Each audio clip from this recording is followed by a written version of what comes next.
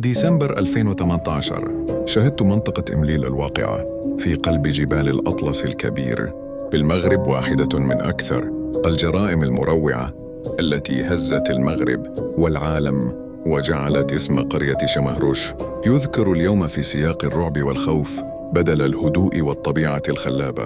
الضحيتان كانتا سائحتين شابتين من الدنمارك والسويد، جاءت كل واحدة منهما إلى المغرب بحثاً عن المغامرة والهدوء والاستمتاع بجمال الجبال والطبيعة المغربية. اختارتا الإقامة في خيمة بعيدة عن أي تجمعات بشرية في منطقة شمهروش، ظناً منهما أن هذه الليلة هتكون فرصة لاكتشاف الطبيعة والابتعاد عن صخب المدن. مع طلوع الفجر اكتشف أحد المارة المشهد المروع: جثتان داخل خيمة مهجورة تعرضتا لاعتداء وحشي.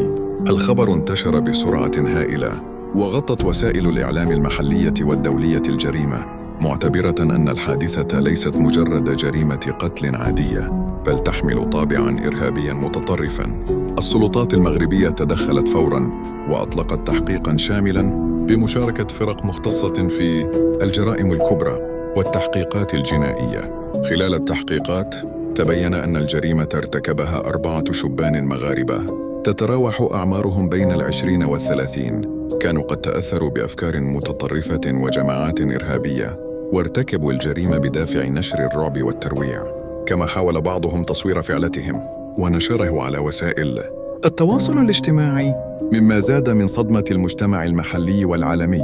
التحقيقات أشارت إلى أنهم خططوا للجريمة مسبقاً واستغلوا عزلة المكان لارتكاب جريمتهم دون أن يتم ضبطهم على الفور. الأسماء الكاملة للمتورطين لم تكشف للجمهور بسبب خصوصية القضية، لكن السلطات أكدت أن جميعهم تم إلقاء القبض عليهم خلال أيام قليلة بعد وقوع الجريمة.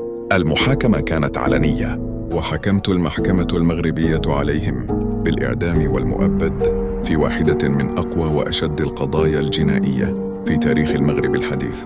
هذه الجريمة لم تقتصر آثارها على الجانب الجنائي فقط، بل كان لها تأثير نفسي عميق على المجتمع المحلي في إمليل وشمهروش. أهالي المنطقة شعروا بصدمة كبيرة، خاصة أن المنطقة كانت تشتهر بالهدوء والطبيعة الخلابة، وأصبحت الآن مرتبطة بالقتل والرعب. كما أثارت الجريمة نقاشاً واسعاً حول السلامة السياحية في المناطق النائية والجبلية، وأهمية مراقبة الفكر المتطرف وتأثيره على الشباب، وضرورة توعية السياح بمخاطر العزلة في أماكن بعيدة عن التجمعات السكانية. القضية أيضاً سلطت الضوء على أهمية التنسيق بين الأجهزة الأمنية المغربية المختلفة من أجل مراقبة أي نشاط مشبوه في المناطق النائية وتأمين السياح والمواطنين على حد سواء. كما فتحت الجريمة نقاشاً حول أسباب الانجراف نحو التطرف وضرورة التعامل مع الظاهرة بوعي اجتماعي وتعليمي، خاصة لدى الشباب في المدن والقرى. حتى بعد مرور سنوات ما زالت جريمة شمهروش تذكر كمثال صارخ على مدى وحشية التطرف، وكيف يمكن أن يتحول أي مكان هادئ إلى مسرح لجريمة بشعة.